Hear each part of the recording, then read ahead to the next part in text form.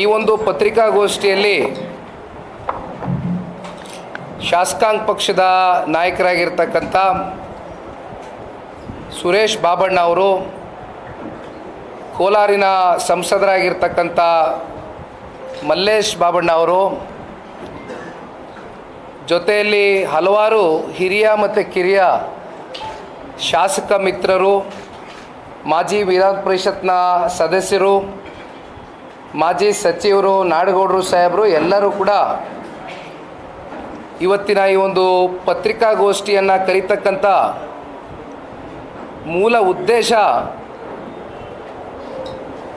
ರಾಜ್ಯ ಸರ್ಕಾರ ಕಳೆದ 2 ವರ್ಷಗಳಿಂದ ಆಡಳಿತಕ್ಕೆ ಬಂದಾಗಿನಿಂದನೂ ಕೂಡ ಇಲ್ಲಿಯವರೆಗೆ ಇನ್ನೂ ಕೂಡ 2 ವರ್ಷ ಪೂರೈಸಿಲ್ಲ. ಆದರೆ ಕಳೆದ 2 ವರ್ಷದಲ್ಲಿ ನಿರಂತರವಾಗಿ ಹಂತ ಹಂತವಾಗಿ ಯಾವುದಾದ್ರೂ ಒಂದು ರೀತಿ ನಾಡಿನ ಸಾಮಾನ್ಯ ಜನಗಳ ಮೇಲೆ ಇವತ್ತೇನು ಬೆಲೆ ಏರಿಕೆ ಮಾಡುವ ಮೂಲಕ ನಾಡಿನ ಜನತೆಗೆ ಇವತ್ತು ಅತ್ಯಂತ ಸಂಕಷ್ಟದ ದಿನಗಳನ್ನು ಎದುರಿಸ್ತಕ್ಕಂಥದ್ದಕ್ಕೆ ಇವತ್ತು ಈ ರಾಜ್ಯ ಸರ್ಕಾರ ನಮ್ಮನ್ನು ದೂಡಿದೆ.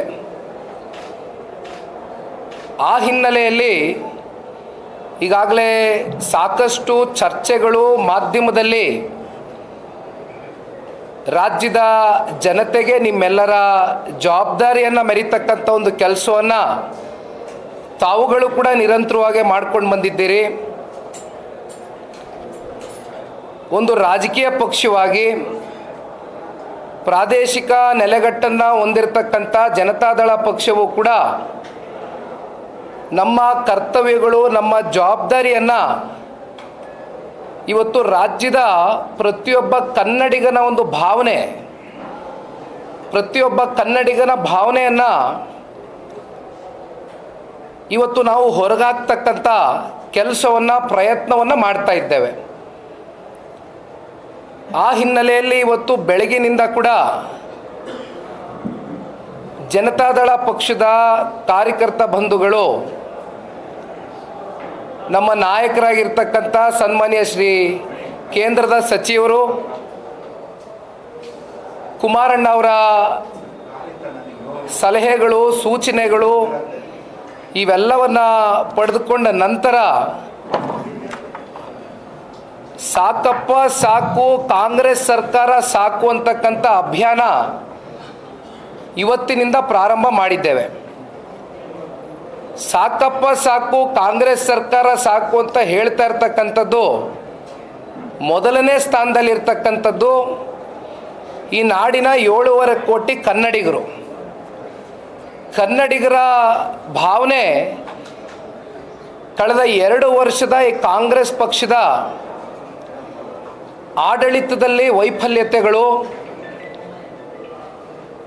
ಭ್ರಷ್ಟಾಚಾರ ಅಂತಕ್ಕಂಥದ್ರ ಬಗ್ಗೆ ನಾನು ಹೋಗ್ತಾ ಮಾತನಾಡ್ತೇನೆ. ಇವತ್ತು ಬೆಳಗ್ಗೆ ಪತ್ರಿಕೆ ತೆಗೆದು ನೋಡಿದಾಗ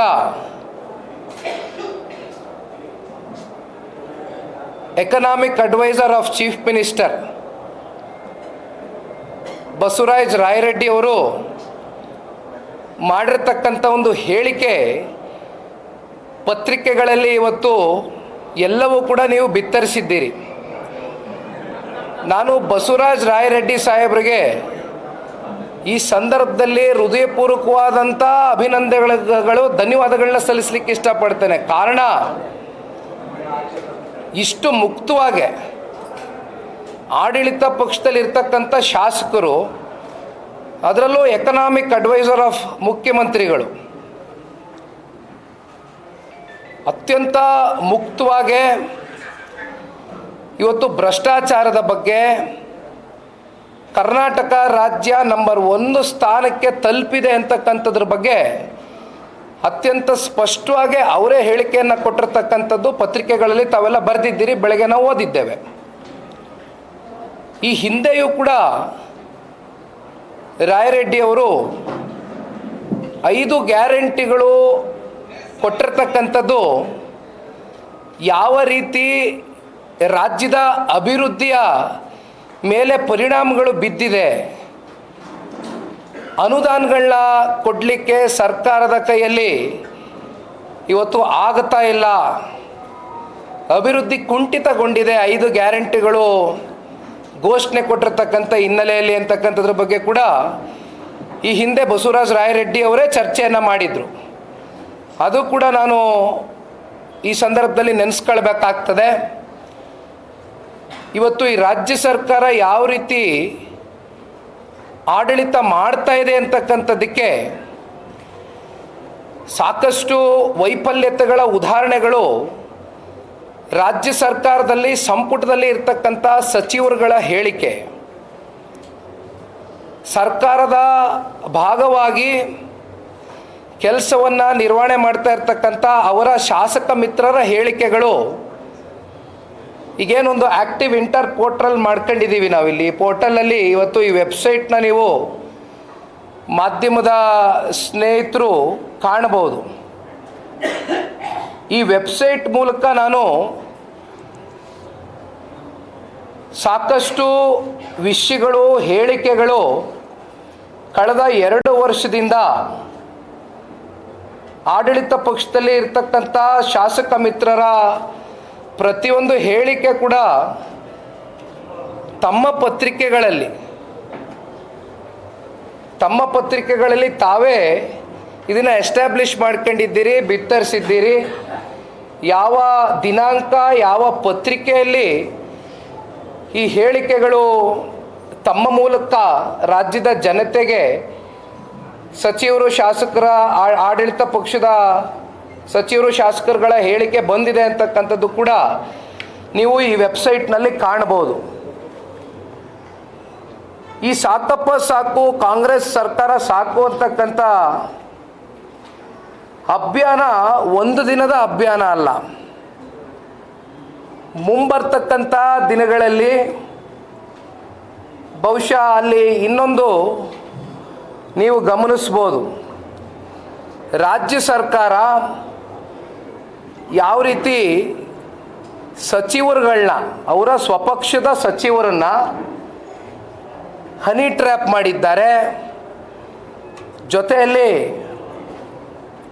ಅವರ ನವದೆಹಲಿಯಲ್ಲಿ ಕೂತಿರ್ತಕ್ಕಂಥ ಹೈಕಮಾಂಡ್ಗೆ ಮನಿ ಟ್ರ್ಯಾಪ್ ಮಾಡಿದ್ದಾರೆ. ಅದೇ ರೀತಿ ನಮ್ಮ ರಾಜ್ಯದ ಪ್ರತಿಯೊಬ್ಬ ಕನ್ನಡಿಗನ ಮೇಲೂ ತೆರಿಗೆ ಟ್ರ್ಯಾಪ್ ಮಾಡಿದ್ದಾರೆ ಅಂತಕ್ಕಂಥದ್ದು ಕೂಡ ಭಾಳ ಸ್ಪಷ್ಟವಾಗಿ ಒಂದು ವೆಬ್ಸೈಟ್ನಲ್ಲಿ ನಾವು ಹೇಳ್ಕೊಂಡಿದ್ದೇವೆ. ಇದು ಅತ್ಯಂತ ದುರಾದೃಷ್ಟಕರ ಸಂಗತಿ. 136 ಅಥವಾ 138 ಶಾಸಕರನ್ನ ಈಗ ಹೋಗಿ ತಲುಪಿದ್ದಾರೆ ಕಾಂಗ್ರೆಸ್ನ ಪಕ್ಷ. ಅಂದಿನ ಸಾರ್ವತ್ರಿಕ ಚುನಾವಣೆಯಲ್ಲಿ 136 ಸ್ಥಾನವೋ 138 ಸ್ಥಾನವೋ ಹೋಗಿ ತಲುಪಲಿಕ್ಕೆ ನಾನಾ ಕಾರಣಗಳಿದೆ. ಅದ್ರ ಬಗ್ಗೆ ನಾನು ಇವತ್ತು ಚರ್ಚೆ ಮಾಡಲಿಕ್ಕಿಲ್ಲ. ಆದರೆ ಒಂದು, ಈ ಹಿಂದೆಯೂ ಕೂಡ ಜನತಾದಳ ಪಕ್ಷ, ನಮ್ಮ JDLP ನಾಯಕರಾಗಿರ್ತಕ್ಕಂಥ ಬಾಬಣ್ಣವರು ಇದ್ದರು, ನಮ್ಮೆಲ್ಲರ ಪಕ್ಷದ ಹಿರಿಯ ಕಿರಿಯ ಹಾಲಿ ಮಾಜಿ ಶಾಸಕರ ನೇತೃತ್ವದಲ್ಲಿ ಫ್ರೀಡಮ್ ಪಾರ್ಕ್ನಲ್ಲಿ ನಾವೊಂದು ಪ್ರತಿಭಟನೆಯನ್ನು ಮಾಡಿದ್ವು. ಆ ಪ್ರತಿಭಟನೆಯಲ್ಲಿ ಮುಖ್ಯವಾದಂಥ ಅಂಶ ನಾವು ಇಟ್ಟಂಥದ್ದು 5 ಗ್ಯಾರಂಟಿಗಳ ಬಗ್ಗೆ. ಕಳೆದ ಸಾರ್ವತ್ರಿಕ ಚುನಾವಣೆಯಲ್ಲಿ ತನ್ನ ಪ್ರಣಾಳಿಕೆಯಲ್ಲಿ 5 ಗ್ಯಾರಂಟಿಗಳನ್ನ ಘೋಷಣೆ ಮಾಡಿದಂಥ ಈ ರಾಜ್ಯ ಸರ್ಕಾರ ಎಷ್ಟರ ಮಟ್ಟಿಗೆ ಆ 5 ಗ್ಯಾರಂಟಿಗಳನ್ನ ಪ್ರತಿ ತಿಂಗಳು ನಾವು ಫುಲ್ಫಿಲ್ಮೆಂಟ್ ಮಾಡ್ಕೊಂಡು ಬರ್ತೇವೆ ಅಂತಕ್ಕಂಥ ವಿಚಾರವಾಗಿ ಪ್ರಸ್ತಾವನೆಯನ್ನು ಮಾಡಿದರು. ಆದರೆ ಇಲ್ಲಿಯವರೆಗೂ ಅವರು ಕೊಟ್ಟಂಥ ಮಾತಿನ ಪ್ರಕಾರವಾಗಿ ನಡೆದುಕೊಂಡಿದ್ದಾರಾ ಅಂತಕ್ಕಂಥದ್ರ ಬಗ್ಗೆ ಸಾಕಷ್ಟು ಪ್ರಶ್ನೆಗಳ ಸದನದ ಒಳಗಡೆ, ಸದನದ ಹೊರಗಡೆ ಎರಡೂ ಕಡೆ ನಾವು ರಾಜ್ಯ ಸರ್ಕಾರಕ್ಕೆ ಪ್ರಶ್ನೆಯನ್ನು ಇಟ್ಟಿದ್ವು. ಈಗ ಇದೇ ರೀತಿ ನಮ್ಮ ದೇಶದ ರೈತರಿಗೆ, ಕೃಷಿಕರಿಗೆ ಆರ್ಥಿಕವಾಗಿ ಶಕ್ತಿಯನ್ನು ತುಂಬಿಸಬೇಕು, ಅವರು ಪಡ್ತಕ್ಕಂಥ ಕಷ್ಟಕ್ಕೆ ಅವರ ಜೊತೆಯಲ್ಲಿ ಬೆನ್ನೆಲುಬಾಗಿ ನಿಂತು ಅವರಿಗೆ 3 ತಿಂಗಳಿಗೊಮ್ಮೆ ಗೌರವ ಧನವನ್ನು ಕೊಡಬೇಕು ಅಂತಕ್ಕಂಥ ನಿರ್ಧಾರವನ್ನು ನಮ್ಮ ಭಾರತ ದೇಶದ ಗೌರವಾನ್ವಿತ ಪ್ರಧಾನಮಂತ್ರಿಗಳು ಶ್ರೀ ನರೇಂದ್ರ ಮೋದಿಜಿಯವರು 2019ರಲ್ಲಿ 3 ತಿಂಗಳಿಗೊಮ್ಮೆ ಪ್ರತಿಯೊಬ್ಬ ರೈತನ ಖಾತೆಗಳಿಗೂ ಡೈರೆಕ್ಟ್ ಬ್ಯಾಂಕ್ ಟ್ರಾನ್ಸ್ಫರ್ ಅಂತ ಮಾಡಿದರು, DBT ಅಂತ ಮಾಡಿದರು. ಇದರಲ್ಲಿ ಯಾವುದೇ ರೀತಿ ಕಮಿಷನ್ ಹೊಡಿತಕ್ಕಂಥದ್ದಕ್ಕೆ ಅವಕಾಶಗಳಿಲ್ಲ. ಆ ಹಿನ್ನೆಲೆಯಲ್ಲಿ DBT ಅಂತಕ್ಕಂಥದ್ದನ್ನು ತಗೊಂಡು ಬಂದರು. 3 ತಿಂಗಳಿಗೊಮ್ಮೆ ಅವರು ಕೊಟ್ಟಂಥ ಮಾತನ್ನು ಉಳಿಸ್ಕೊಂಡಿರ್ತಕ್ಕಂಥ ಉದಾಹರಣೆ ನಮ್ಮ ಕಣ್ಣು ಮುಂದೆ ಇದೆ. ನಮ್ಮ ದೇಶದ ಪ್ರಧಾನಮಂತ್ರಿಗಳು ರೈತರ ಪರವಾಗಿ ಕೊಟ್ಟಿರ್ತಕ್ಕಂಥ ಮಾತನ್ನು 2019ರಿಂದ ಇಲ್ಲಿವರೆಗೂ 3 ತಿಂಗಳಲ್ಲಿ 1 ದಿನ ಕೂಡ ಯಾವುದೇ ಡೇಟಲ್ಲಿ ಹಿನ್ನಡೆ ಆಗಿಲ್ಲ. ಅವ್ರು ಕೊಟ್ಟಂಥ ಮಾತನ್ನು ಉಳಿಸ್ಕೊಂಡಿದ್ದಾರೆ, ಕ್ಯಾಲೆಂಡರ್ ಪ್ರಕಾರವಾಗಿ ಕೊಟ್ಟಿದ್ದಾರೆ. ಆದರೆ ಇಲ್ಲಿ ಗ್ಯಾರಂಟಿಗಳ ವಿಚಾರಕ್ಕೆ ಸಂಬಂಧಪಟ್ಟಂತೆ ಇತ್ತೀಚೆಗೆ ನಡೆದಂಥ ಉಪಚುನಾವಣೆನೇ ಒಂದು ಉದಾಹರಣೆ, ಒಂದು ಸಾಕ್ಷಿ. ಚನ್ನಪಟ್ಟಣ, ಶಿಗ್ಗಾವಿ, ಸಂಡೂರು 3 ಉಪಚುನಾವಣೆಗಳಲ್ಲಿ ಈ ಹಿಂದೆಯೂ ಕೂಡ ನಾನು ಪ್ರಸ್ತಾವನೆ ಮಾಡಿದ್ದೇನೆ. ಯಾವ ರೀತಿ 48 ಗಂಟೆಗಳ ಒಳಗೆ just before the voting day ಮತ ಚಲಾವಣೆ ಮಾಡ್ತಕ್ಕಂಥ 48 ಗಂಟೆಗಳ ಪೂರ್ವದಲ್ಲಿ ಕೇವಲ 3 ಉಪಚುನಾವಣೆಗಳ ಕ್ಷೇತ್ರಗಳಿಗೆ 6 ತಿಂಗಳು 8 ತಿಂಗಳುಗಳ ಅಲ್ಲ 3 ತಿಂಗಳು 4 ತಿಂಗಳುಗಳ ಹಣಕಾಸು ಹತ್ತತ್ರ 6,000ವೋ 8,000ವೋ 4,000ವೋ ಎಷ್ಟೋ ಕೊಟ್ಕೊಂಡಿದ್ದಾರೆ, ಹಿಡಿದಿಟ್ಟು ಕೊಟ್ಟರು. ಅದಕ್ಕಿಂತ ಪೂರ್ವದಲ್ಲಿ ಲೋಕಸಭಾ ಚುನಾವಣೆಯಲ್ಲಿ ಏನಾಯಿತು? ನಮ್ಮ ಸ್ವಂತ ಜಿಲ್ಲೆ ರಾಮನಗರ ಜಿಲ್ಲೆನಲ್ಲೇ ಅತ್ಯಂತ ಭಾಳ ತರಾತುರಿಯಲ್ಲಿ ಭಾಳ ವೇಗದಲ್ಲಿ ಲೋಕಸಭಾ ಚುನಾವಣೆ ಇನ್ನೇನು ಡೇಟು ಅನೌನ್ಸ್ ಆಗೋಗುತ್ತೆ ಅಂತ ಗೊತ್ತಾಗ್ತಾ ಇದ್ದಂಗೆ ಫಲಾನುಭವಿಗಳ 5 ಗ್ಯಾರಂಟಿಗಳ ಫಲಾನುಭವಿಗಳ ಸಭೆ ಅಂತ ಕರೆದ್ರು. ಅಲ್ಲೂ ಕೂಡ ಒಂದು ಧಮಕಿಯನ್ನು ಹಾಕಿದರು ನಮ್ಮ ರಾಮನಗರ ಜಿಲ್ಲೆಯ ಒಬ್ಬರು ಆ ಭಾಗದ ಶಾಸಕರು. ನೀವೇನಾದರೂ ಕಾಂಗ್ರೆಸ್ ಪಕ್ಷದ ಅಂದು ಇದ್ದಂಥ ಸಂಸದರಿಗೆ ಮತ ಹಾಕದೆ ಹೋದಂಥ ಸಂದರ್ಭದಲ್ಲಿ ಸಂಪೂರ್ಣ ಗ್ಯಾರಂಟಿಗಳನ್ನ ರದ್ದು ಮಾಡ್ತೇವೆ ಅಂತಕ್ಕಂಥ ಉದ್ದಟತನದ ಮಾತುಗಳನ್ನ ಆಡಿದರು. ಇವೆಲ್ಲವೂ ಕೂಡ ಸಾಕ್ಷಿ ಇದೆಯಣ್ಣ. ಹಾಗಾಗಿ ಇದು ಕೇವಲ ಬೆಲೆ ಏರಿಕೆಗೆ ಸೀಮಿತವಾಗಿರ್ತಕ್ಕಂಥ ಪ್ರತಿಭಟನೆ ಅಲ್ಲ. ಇವತ್ತು ಈ ಸಾಕಪ್ಪ ಸಾಕು, ಕಾಂಗ್ರೆಸ್ ಸರ್ಕಾರ ಸಾಕು ಅಂತಕ್ಕಂಥ ಅಭಿಯಾನ 1 ದಿನದ ಅಭಿಯಾನ ಅಲ್ಲ, 1 ವಾರದ ಅಭಿಯಾನ ಅಲ್ಲ. ಇದು ಮುಂದಿನ ದಿನಗಳಲ್ಲಿ ನಾನು ಈಗ ತಾನೇ ಪ್ರಾರಂಭದಲ್ಲಿ ಹೇಳ್ದಂಗೆ ರಾಜ್ಯದ ಕನ್ನಡಿಗರ ಭಾವನೆಯನ್ನು ಇವತ್ತು ಜನತಾದಳ ಪಕ್ಷ ಅವರ ಭಾವನೆ, ಪಕ್ಷದ ಕಾರ್ಯಕರ್ತರುಗಳು, ಪಕ್ಷದ ನಾಯಕರು, ಪಕ್ಷದ ಶಾಸಕರು, ಮಾಜಿ ಶಾಸಕರು ಇವರೆಲ್ಲರ ಮೂಲಕ ಇವತ್ತು ಹೊರಗೆ ಹಾಕಲೇಬೇಕಾದಂಥ ಒಂದು ಜವಾಬ್ದಾರಿ, ಒಂದು ಹೊಣೆಗಾರಿಕೆಯನ್ನು ಇವತ್ತು ನಾವು ಒಂದು ರಾಜಕೀಯ ಪಕ್ಷವಾಗಿ ಹೊತ್ತಿದ್ದೇವೆ. ಆ ಹಿನ್ನೆಲೆಯಲ್ಲಿ ಇವತ್ತು ಈ ವೆಬ್ಸೈಟನ್ನು ಏನು ಲಾಂಚ್ ಮಾಡಿದ್ದೇವೆ. ನಾನು ಇನ್ನೂ ಒಂದು ಮಾತು ಹೇಳಿದ್ದೇನೆ, ಮತ್ತೆ ಹೇಳ್ತೇನೆ, ಪ್ರತಿಯೊಬ್ಬ ಕನ್ನಡಿಗನೂ ಕೂಡ ದಯಮಾಡಿ ಈ ವೆಬ್ಸೈಟ್ನಲ್ಲಿ ನೀವು ರಿಜಿಸ್ಟರ್ ಮಾಡ್ಕೊಳ್ತಕ್ಕಂಥದ್ದಕ್ಕೆ, ನಿಮಗೆ ಫಾರ್ಮ್ ಫಿಲಪ್ ಮಾಡತಕ್ಕಂಥದ್ದಕ್ಕೆ ಇವತ್ತು ಡಿಜಿಟಲ್ ಫಾರ್ಮ್ಯಾಟ್ನಲ್ಲಿ ನಿಮಗೆ ಎಲ್ಲವೂ ಕೂಡ ಇವತ್ತು ನಿಮ್ಮ ಕಣ್ಮುಂದೆ ಈ ಒಂದು ವೆಬ್ಸೈಟ್ನಲ್ಲಿ ಇದೆ.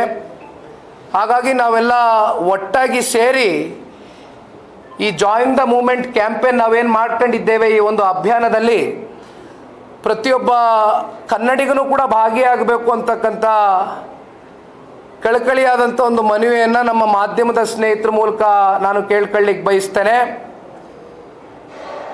ಯಾವ ರೀತಿ ಇವತ್ತು ಬೆಲೆ ಏರಿಕೆ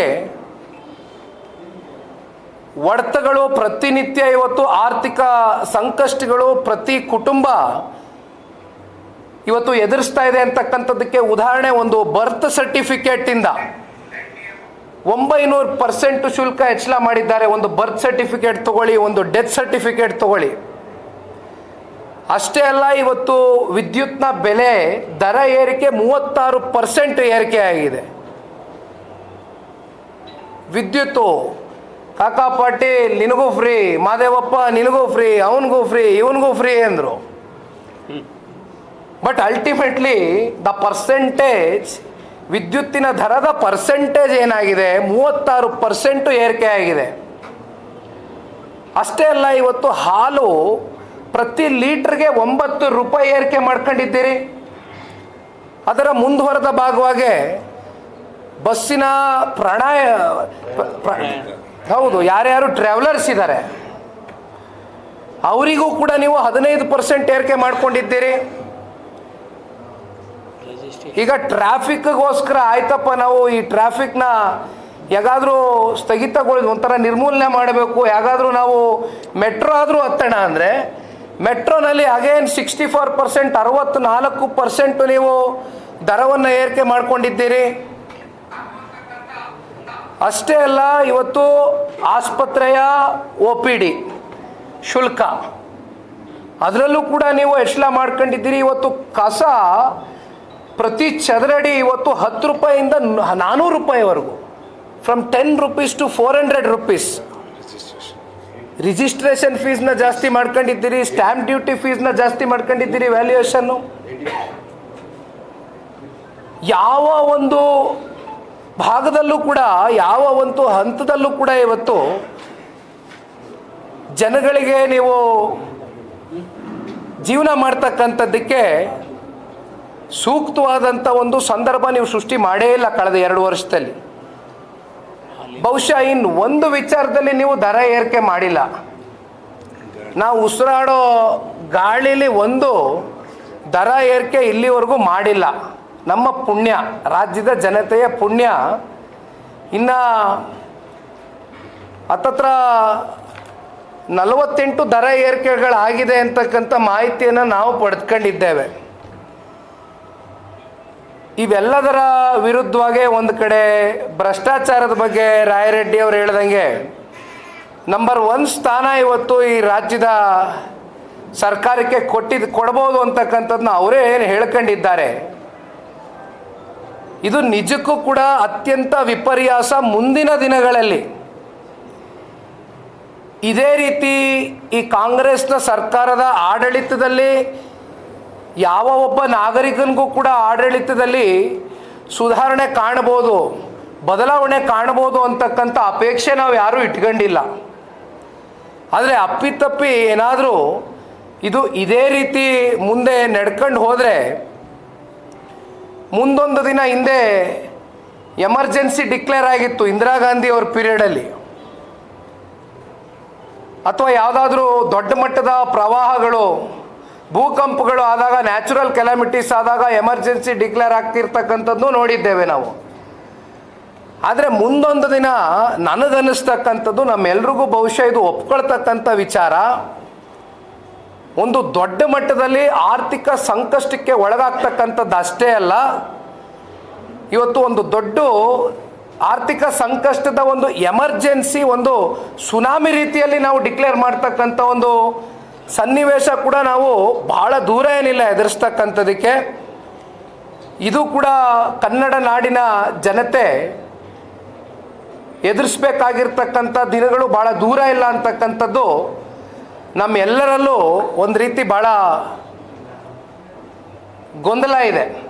ಇದು ಎಲ್ಲಿಗೆ ಹೋಗ್ತಾ ಇದೆ ನಮ್ಮ ರಾಜ್ಯ ಅಂತಕ್ಕಂಥದ್ದು. ಯಾಕೆಂದರೆ ಹಿಮಾಚಲ ಪ್ರದೇಶದಲ್ಲಿ ಕಾಂಗ್ರೆಸ್ನ ಸರ್ಕಾರ ಇದೆ, ಆಡಳಿತದಲ್ಲಿದೆ. ಈಗಾಗಲೇ ಗ್ಯಾರಂಟಿಗಳ ಹೆಸರಲ್ಲಿ ಹಿಮಾಚಲ್ ಪ್ರದೇಶ ದಿವಾಳಿ ಎದ್ದೋಗಿದೆ ಅಂತಕ್ಕಂಥದ್ದು ಕೂಡ ಪತ್ರಿಕೆಗಳೆಲ್ಲ ಓದಿದ್ದೇವೆ. ಅಗೇನ್ ಇತ್ತೀಚೆಗೆ ತೆಲಂಗಾಣದ ರಾಜ್ಯಕ್ಕೆ ಸಂಬಂಧಪಟ್ಟಂತೆ ತೆಲಂಗಾಣದ ಮುಖ್ಯಮಂತ್ರಿಗಳು ಸ್ವತಃ ಒಂದು 3/4 ಗಂಟೆ 1 ಗಂಟೆಗಳ ಕಾಲ ಒಂದು ಇಂಗ್ಲೀಷ್ ಚಾನಲಲ್ಲಿ ಒಂದು ಸಂದರ್ಶನದಲ್ಲಿ ಅವರು ಹೇಳ್ತಾರೆ, ಇದು ಒಂದು ರೀತಿ ಭಾಳ ಹಾಸ್ಯಾಸ್ಪದ. ಅವರೊಂದು ಮಾತು ಹೇಳ್ತಾರೆ, ನಾನು ಮುಖ್ಯಮಂತ್ರಿ ಆಗಲಿಕ್ಕಿಂತ ಮುಂಚಿತವಾಗಿ ತೆಲಂಗಾಣದ ಸಾಲ ಎಷ್ಟಿತ್ತು ಅಂತಕ್ಕಂಥದ್ದು ನನಗೆ ಗೊತ್ತಿರಲಿಲ್ಲ. ನಾನು ಮುಖ್ಯಮಂತ್ರಿ ಆದ ನಂತರ ನನಗೆ ಗೊತ್ತಾಗ್ತಾ ಹೋಯಿತು ಒಳಗಡೆ ಎಷ್ಟು ಸಾಲ ಆಗಿದೆ ಅಂತ. ಆದರೆ ಗೊತ್ತಿಲ್ಲದಿರೋ ನಾನು ಕಮಿಟ್ಮೆಂಟ್ ಮಾಡಿಬಿಟ್ಟೆ ಗ್ಯಾರಂಟಿಗಳ ವಿಚಾರವಾಗಿ. ಈಗ ಗ್ಯಾರಂಟಿಗಳನ್ನ ನಾನು ಜನಗಳಿಗೆ ಮುಟ್ಟಿಸ್ಲಿಕ್ಕೆ ಆಗ್ತಾ ಇಲ್ಲ. ಮುಂದೆ ಮತ್ತೆ ಎಲ್ಲಿ ತೆಲಂಗಾಣನೂ ದಿವಾಳಿ ಎದ್ದೋಗುತ್ತೋ, ದಿವಾಳಿ ಎತ್ತಕ್ಕಂಥ ಒಂದು ಪರಿಸ್ಥಿತಿ ವಾತಾವರಣ ಸೃಷ್ಟಿಯಾಗುತ್ತೆ ಅಂತಕ್ಕಂಥ ಆತಂಕ ನನಗೆ ಶುರು ಆಗಿದೆ ಅಂತ ಸ್ವತಃ ತೆಲಂಗಾಣ ರಾಜ್ಯದ ಕಾಂಗ್ರೆಸ್ನ ಮುಖ್ಯಮಂತ್ರಿಗಳು ಹೇಳಿದ್ದಾರೆ. ಅಲ್ಲಿ ಈ ರೀತಿ ಕಾಂಗ್ರೆಸ್ಸು ಇವತ್ತು ಈ ದೇಶದಲ್ಲಿ ಆಡಳಿತದಲ್ಲಿ ಇರ್ತಕ್ಕಂಥ ರಾಜ್ಯಗಳಲ್ಲಿ ಬೆರಳೆಣಿಕೆಯಷ್ಟು ರಾಜ್ಯಗಳಲ್ಲಿ ಇವತ್ತು ಆಡಳಿತದಲ್ಲಿ ಇರ್ತಕ್ಕಂಥದ್ದು. ಆದರೆ ದೇಶದಲ್ಲಿ ಎಲ್ಲ ಕಡೆ ಕೂಡ ಇವರು ಚುನಾವಣೆಗೆ ಸೀಮಿತವಾಗಿ ಗ್ಯಾರಂಟಿಗಳನ್ನ ಏನು ಘೋಷಣೆಯನ್ನು ಮಾಡ್ಕೊಂಡು ಬಂದಿದ್ದಾರೆ. ಆದರೆ ಗ್ಯಾರಂಟಿಗಳನ್ನ ಘೋಷಣೆಯನ್ನು ಮಾಡಲಿಕ್ಕಿಂತ ಮುಂಚೆ, ಅವರ ಪ್ರಣಾಳಿಕೆಯಲ್ಲಿ ಅವರು ಮಾತನ್ನು ಕೊಡಲಿಕ್ಕಿಂತ ಮುಂಚೆ ನಮ್ಮ ರಾಜ್ಯದ ಆರ್ಥಿಕ ಪರಿಸ್ಥಿತಿಗಳು, ಸ್ಥಿತಿಗತಿಗಳು ಹೇಗಿದೆ, ಅದನ್ನು ನಾವು ಹೇಗೆ ನಿಭಾಯಿಸ್ಬೋದು ಅಂತಕ್ಕಂಥ ಪೂರ್ವ ಪ್ರಜ್ಞೆನೂ ಇಲ್ದಿರ ಈ ರೀತಿ ಕಮಿಟ್ಮೆಂಟ್ಗಳನ್ನ ಏನು ಕೊಟ್ಕೊಂಡು ಹೊರಟಿದ್ದಾರೆ. ನಾವು ಯಾವತ್ತೂ ಕೂಡ ನಮ್ಮ ನಾಯಕರಾದಂಥ ಸನ್ಮಾನ್ಯ ಕುಮಾರಣ್ಣವ್ರು ಹೇಳಿದ್ದಾರೆ ಈ ಮಾತನ್ನು, ಗ್ಯಾರಂಟಿಗಳ ಬಗ್ಗೆ ನಾವು ವಿರೋಧಿಸ್ತಾ ಇಲ್ಲ. ಗ್ಯಾರಂಟಿಗಳು ನೀವು ಕೊಟ್ಟಂಥ ಮಾತು ತಿಂಗಳ 2,000 ರೂಪಾಯಿ ನಮ್ಮ ಗೃಹಲಕ್ಷ್ಮಿ ಯೋಜನೆ ಹೆಣ್ಣುಮಕ್ಕಳ ಖಾತೆಗಳಿಗೆ ನೀವು ಜಮಾ ಮಾಡ್ತೇವೆ ಅಂತಕ್ಕಂಥ ಮಾತನ್ನು ಏನು ಕೊಟ್ಟಿದ್ರಿ ಈ ನಾಡಿನ ಹೆಣ್ಣುಮಕ್ಕಳಿಗೆ, ಇಲ್ಲಿವರೆಗೂ ನೀವು ಕೊಡ್ಲಿಕ್ಕೆ ಆಯ್ತಾ? ಪ್ರತಿ ತಿಂಗಳು ನೀವು ಕೊಡ್ಲಿಕ್ಕೆ ಆಗಿದೆಯಾ? ಆಡಳಿತ ಪಕ್ಷದಲ್ಲಿರ್ತಕ್ಕಂಥ ಶಾಸಕ ಮಿತ್ರರು ಇವತ್ತು ತುಂಬ ಜನ ಅತ್ಯಂತ ಅನುಭವಿ ಶಾಸಕರುಗಳು. ಬಾಬಣ್ಣ ಅವರು ಅತ್ಯಂತ ಚಿಕ್ಕ ವಯಸ್ಸಿನಲ್ಲೇ ಶಾಸಕರಾಗಿರ್ತಕ್ಕಂಥವ್ರು, ಹಲವಾರು ರಾಜಕೀಯ ಅನುಭವಗಳು ಹಲವಾರು ಸರ್ಕಾರಗಳನ್ನ ತಾವೆಲ್ಲ ನೋಡ್ಕೊಂಡು ಬಂದಿದ್ದೀರಿ.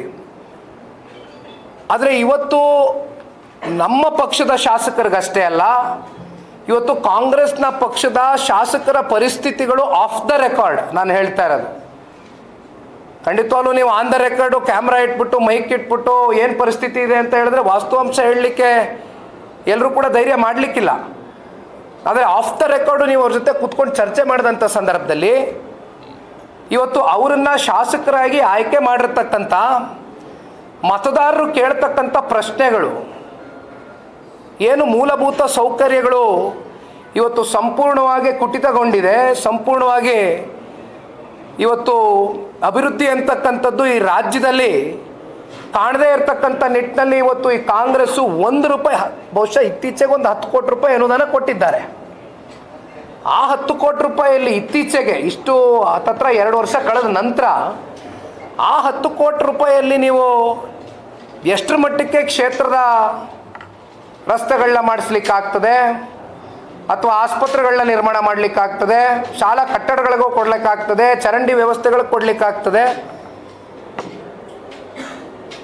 ಇದು ಸರ್ಕಾರದ ಆಡಳಿತದಲ್ಲಿ ಇರ್ತಕ್ಕಂಥ ಶಾಸಕರ ಪರಿಸ್ಥಿತಿಗಳು ಈ ರೀತಿ ಹೋಗಿ ತಲುಪಿದೆ. ಇನ್ನೊಂದು ಕಡೆ ಪರಿಶಿಷ್ಟ ಜಾತಿ ಪರಿಶಿಷ್ಟ ಪಂಗಡಕ್ಕೆ ಈ ದೇಶದಲ್ಲಿ ಯಾರಾದರೂ ನ್ಯಾಯವನ್ನು ಕೊಟ್ಟಿದ್ರೆ ನಾವು ಒಬ್ಬರೇ ಅಂತಕ್ಕಂಥದ್ದು ಬಹಳ ಘಂಟಾಘೋಷವಾಗಿ ಲೋಕಸಭೆಯ ಸಂಸತ್ನಲ್ಲಿ ಕೇಂದ್ರದ ನಾಯಕರಾಗಿರ್ತಕ್ಕಂಥ ಕಾಂಗ್ರೆಸ್ನ ನಾಯಕರು, ಗಾಂಧಿ ಕುಟುಂಬದ ಗುಡಿ ರಾಹುಲ್ ಗಾಂಧಿಯವರು ಮಾತೆತ್ತಿದ್ರೆ ನಮ್ಮ ದೇಶದ ಸಂವಿಧಾನವನ್ನು ರಚನೆ ಮಾಡಿರ್ತಕ್ಕಂಥ ಬಾಬಾ ಸಾಹೇಬ್ ಅಂಬೇಡ್ಕರ್ ಅವರ ಸಂವಿಧಾನದ ಪುಸ್ತಕವನ್ನು ಕೈಯಲ್ಲಿ ಇಟ್ಕೊಂಡು ಗಂಟೆ ಅಳ್ಳಾಡಿಸ್ತಾರೆ. ಆದರೆ ಪರಿಶಿಷ್ಟ ಜಾತಿ ಪರಿಶಿಷ್ಟ ಪಂಗಡಕ್ಕೆ ಇಟ್ಟಿರ್ತಕ್ಕಂಥ ಅಭಿವೃದ್ಧಿಗೆ ಇಟ್ಟಿರ್ತಕ್ಕಂಥ ಹಣ ಯಾವ ರೀತಿ ಮೂಢ ಪ್ರಕರಣ ಬೆಳಕಿಗೆ ಬಂದಂಥ ಸಂದರ್ಭದಲ್ಲಿ ವಾಲ್ಮೀಕಿ ನಿಗಮದಲ್ಲಿ ಇಟ್ಟಿರ್ತಕ್ಕಂಥ ಹಣ ಅಕ್ಕಪಕ್ಕ ರಾಜ್ಯಗಳಿಗೆ ಚುನಾವಣೆಗೆ ಖರ್ಚು ವೆಚ್ಚನ ಬಳಸ್ಕೊಳ್ತಕ್ಕಂಥದ್ದಕ್ಕೆ ಆ ಹಣವನ್ನು ಸಾಗಿಸಿರ್ತಕ್ಕಂಥದ್ದು ನಮ್ಮ ರಾಜ್ಯದ ಕನ್ನಡಿಗರು ತೆರಿಗೆ ಮೂಲಕ ಕಟ್ಟಿರ್ತಕ್ಕಂಥ ನಮ್ಮ ರಾಜ್ಯದ ಸಂಪತ್ತಿನ ಹಣ ಇವತ್ತು ಬೇರೆ ಅಕ್ಕಪಕ್ಕದ ರಾಜ್ಯಕ್ಕೆ ಚುನಾವಣೆ ನಡೆಸಲಿಕ್ಕೆ ಅದನ್ನು ಸಾಗಿಸತಕ್ಕಂಥದ್ದು ಕೂಡ ನಾವು ನೋಡಿದ್ದೇವೆ. ಅದು ಸದನದ ಒಳಗಡೆ ಕಳ್ಳ 10 ರೂಪಾಯಿ ಕದ್ರೆ ಏನು, 100 ರೂಪಾಯಿ ಕದ್ರೆ ಏನು, ಕಳ್ತನವೇ. ಸದನದ ಒಳಗಡೆ ಸ್ವತಃ ಈ ರಾಜ್ಯದ ಮುಖ್ಯಮಂತ್ರಿಗಳು ಒಪ್ಕೊಂಡಿದ್ರು, ಇಲ್ಲ ಇಲ್ಲ ನೀವು ಹೇಳ್ತಾರಂಗೆ, ನೀವು ಕ್ಲೇಮ್ ಮಾಡ್ತಾ ಇರೋಷ್ಟು ನಾವು ಕಳ್ತನ ಮಾಡಿದ್ದೀವಿ, ಸಣ್ಣ ಪ್ರಮಾಣದಲ್ಲಿ ಮಾಡಿದ್ದೀವಿ ಅಂತ ಅದೇನೋ ನಂಬರ್ಸು ಹೇಳಿದರು ಅವತ್ತು. ಅಣ್ಣ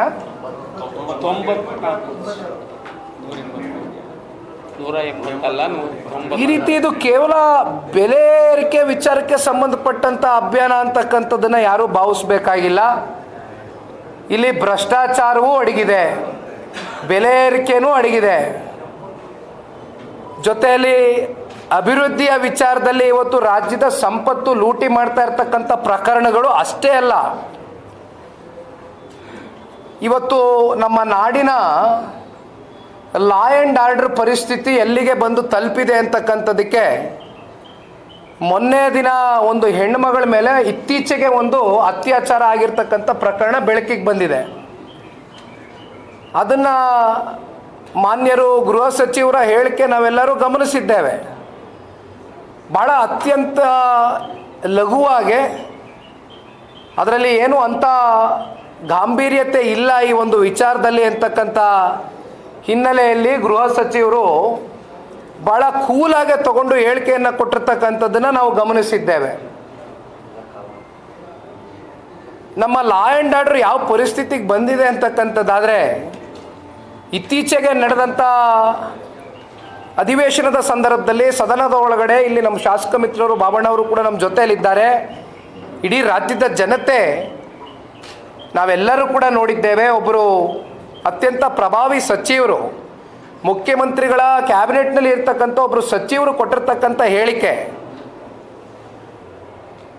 ನಾನು ಆವಾಗಲೇ ನಿಮಗೆ ಮಾತಾಡಬೇಕಾದ್ರೆ ಹೇಳಿದೆ, ಸಚಿವರಿಗೆ ಹನಿ ಟ್ರ್ಯಾಪು, ಕೇಂದ್ರಕ್ಕೆ ಮನಿ ಟ್ರ್ಯಾಪು, ಜನಕ್ಕೆ ತೆರಿಗೆ ಟ್ರ್ಯಾಪು ಅಂತ ಎಲ್ಲ ರೀತಿಯಾದಂಥ ಟ್ರ್ಯಾಪ್ಗಳಿಗೆ ಇವತ್ತು ಒಳಪಟ್ಟಿರ್ತಕ್ಕಂಥ ನಮ್ಮ ರಾಜ್ಯ. ಬೇಡಪ್ಪ ಯಾಕಣ್ಣ ಆಫ್ ಮಾಡಿ. ಇವತ್ತು ಯಾವ ಪರಿಸ್ಥಿತಿಗೆ ನಮ್ಮ ರಾಜ್ಯ ಹೋಗಿ ತಲುಪ್ತಾ ಇದೆ ಅಂದರೆ, ರಾಜ್ಯದ ಪ್ರಭಾವಿ ಸಚಿವರು ಅವರ ಅಸಹಾಯಕತೆಯನ್ನು ಸದನದ ಒಳಗಡೆ ಅವರು ಹೇಳಿರ್ತಕ್ಕಂಥದ್ದು ಕೂಡ ನಾವು ನೋಡಿದ್ದೇವೆ. ಕಳೆದ 2 ವರ್ಷದ ಈ ಒಂದು ಕಾಂಗ್ರೆಸ್ ಪಕ್ಷದ ಅತ್ಯಂತ ರಾಜ್ಯದಲ್ಲಿ ಸಾಕಷ್ಟು ಪಕ್ಷಗಳು, ನಾಯಕರುಗಳು ಹಲವಾರು ಬಾರಿ ನಮ್ಮ ಕರ್ನಾಟಕ ರಾಜ್ಯವನ್ನು ಆಡಳಿತವನ್ನು ಮಾಡಿದ್ದಾರೆ. ಆದರೆ ಕೇವಲ 2 ವರ್ಷದಲ್ಲಿ 16ನೇ ಬಡ್ಜೆಟ್ಟು ಮಂಡಿಸಿದಂಥ ರಾಜ್ಯದ ಗೌರವಾನ್ವಿತ ಮುಖ್ಯಮಂತ್ರಿ ಸಿದ್ದರಾಮಣ್ಣ ಅವರು ನಮ್ಮ ರಾಜ್ಯದ ಸಾಲ ಸ್ವಾತಂತ್ರ್ಯ ಕಳೆದ ಮೇಲಿಂದ ಇಲ್ಲಿಯವರೆಗೂ, ಅಂದರೆ ಕಳೆದ 2 ವರ್ಷದ ಹಿಂದೆ ಮಾತನಾಡ್ತಕ್ಕಂಥದ್ದಾದರೆ 5 ಲಕ್ಷ ಕೋಟಿ ಸಾಲ ಮಾಡಿದಂಥದ್ದು ಕರ್ನಾಟಕ ರಾಜ್ಯ ಸರ್ಕಾರ. ಆದರೆ ಇವತ್ತು ಕೇವಲ 2 ವರ್ಷದ ಒಳಗಡೆ, just A matter of 2 years and within 2 years, framework of 2 years, 2.25 lakh ಕೋಟಿ ಸಾಲ ಆಗಿದೆ. ನೀವು ಸಾಲ ತಗೊಳ್ತಕ್ಕಂಥದ್ದು ತಪ್ಪು ಅಂತ ನಾನು ಹೇಳಲಿಕ್ಕಿಲ್ಲ. ಅದ್ರ ಮಧ್ಯೆ ಮಾನ್ಯ ಸಿದ್ದರಾಮಣ್ಣ ಅವರು ಹಾಗೂ ಅವರು ಸಂಪೂರ್ಣ ಸಚಿವ ಸಂಪುಟ ಭಾಳ ಬೆಂತಟ್ಕೊಂಡ್ರು. ಅತ್ಯಂತ ಐತಿಹಾಸಿಕವಾದಂಥ ಒಂದು ಬಡ್ಜೆಟನ್ನು ಕೊಡ್ತಾ ಇದ್ದೇವೆ, ದೊಡ್ಡ ಗಾತ್ರದ ದೊಡ್ಡ ಪ್ರಮಾಣದ ಬಡ್ಜೆಟನ್ನು ಕೊಡ್ತಾ ಇದ್ದೇವೆ, 4 ಲಕ್ಷಕ್ಕೂ ಕೋಟಿಗೂ ಅಧಿಕ ಮೀರಿದಂಥ ಬಡ್ಜೆಟನ್ನು ಕೊಡ್ತಾ ಇದ್ದೇವೆ ಅಂತ ಹೇಳಿದರು. ಆದರೆ ಆ ಬಡ್ಜೆಟ್ಟು ಕೊಡಬೇಕಾದ್ರೆ ಅದರ ಹಿಂದೆ ಎಷ್ಟು ನೀವು ಸಾಲ ಮಾಡಿದ್ದೀರಿ, ರಾಜ್ಯದಲ್ಲಿ ಇರ್ತಕ್ಕಂಥ ಒಬ್ಬೊಬ್ಬ ಕನ್ನಡಿಗನ ಮೇಲೆ ಎಷ್ಟು ಸಾಲದ ಹೊರೆಯನ್ನು ಹೊರಿಸಿದ್ದೀರಿ ಅಂತಕ್ಕಂಥದ್ದನ್ನು ನೀವು ಹೇಳಲಿಲ್ವಲ್ಲ. ಆಯಿತು, ನೀವು ಸಾಲ ಮಾಡಿದ್ದೀರಿ, ಆದರೆ ಆ ಸಾಲವನ್ನು ಯಾತಕ್ಕೋಸ್ಕರ ಮಾಡಿದ್ದೀರಿ? ಈ ರಾಜ್ಯದ ಅಭಿವೃದ್ಧಿಗೋಸ್ಕರ ಮಾಡಿದ್ದೀರಾ ಅಥವಾ ನಮ್ಮ ಬೆಂಗಳೂರಿನ ಇನ್ಫ್ರಾಸ್ಟ್ರಕ್ಚರ್ನ ಯಾವುದಾದ್ರೂ ಒಂದು ರೀತಿ ಒಂದು ಉದಾಹರಣೆ ಕೊಡಿ, ಒಂದು ಕಾರ್ಯಕ್ರಮ ಕೊಡಿ. ನೀವು ಇಲ್ಲಿವರೆಗೂ ಯಾವುದಾದ್ರೂ ಒಂದು ಕಾರ್ಯಕ್ರಮ ಕೊಟ್ಟಿದ್ದೀರಿ ಇನ್ಫ್ರಾಸ್ಟ್ರಕ್ಚರ್ನ ಡೆವಲಪ್ಮೆಂಟ್ ಮಾಡ್ತಕ್ಕಂಥದ್ದಕ್ಕೆ ಅನ್ನೋದನ್ನು ದಯಮಾಡಿ ಇದನ್ನು ಹೇಳಬೇಕಾಗ್ತದೆ ರಾಜ್ಯ ಸರ್ಕಾರ. ಕೇವಲ ನೀವು ಸಾಲ ಮಾಡಿದ್ದೀರಿ ಅಂತಕ್ಕಂಥದ್ದು ನಾವು ವಿರೋಧ ಪಕ್ಷದವರಾಗಿ ನಿಮ್ಮ ಮೇಲೆ ಆಪಾದನೆ ಮಾಡ್ತಾ ಇಲ್ಲ. ಆದರೆ ಸಾಲವನ್ನು ಅಭಿವೃದ್ಧಿಯ ದೃಷ್ಟಿಯಿಂದ ಮಾಡಿದ್ದೀರೋ ಅಥವಾ ಸಾಲವನ್ನು ನೀವು ಕೊಟ್ಟಿರ್ತಕ್ಕಂಥ ಸುಳ್ಳು ಟೊಳ್ಳು ಭರವಸೆಯ ಹೇಳಿಕೆಗಳಿಗೆ ಇವತ್ತು ನೀವು ಸಾಲವನ್ನು ತೀರಿಸ್ತಕ್ಕಂಥದ್ದಕ್ಕೆ ಸಾಲ ಮಾಡಿದಿರೋ ಅದನ್ನು ಉತ್ತರ ಕೊಡಬೇಕಲ್ಲ ಇವತ್ತು ಈ ರಾಜ್ಯದ ಜನತೆಗೆ. ಅದನ್ನು ನಾವು ಪ್ರಶ್ನೆ ಮಾಡ್ತಾ ಇದ್ದೇವೆ. ಇನ್ನೊಂದು ಕಡೆ ಇತ್ತೀಚೆಗೆ ನಾನೇ JP ಭವನದಲ್ಲಿ ಒಂದು ಪ್ರೆಸ್ ಮೀಟನ್ನು ಕರೆದಿದ್ದೆ. ಇನ್ನೊಂದು ಭ್ರಷ್ಟಾಚಾರ ಬಯಲಿಗೆ ಬಂತು. ಸ್ಮಾರ್ಟ್ ಮೀಟರ್ ಹಗರಣ. ಬೇರೆ ರಾಜ್ಯಗಳಲ್ಲಿ ಸ್ಮಾರ್ಟ್ ಮೀಟರ್ ಅಳವಡಿಕೆಗೆ 950 ರೂಪಾಯಿ ಫಿಕ್ಸ್ ಮಾಡಿದ್ದಾರೆ.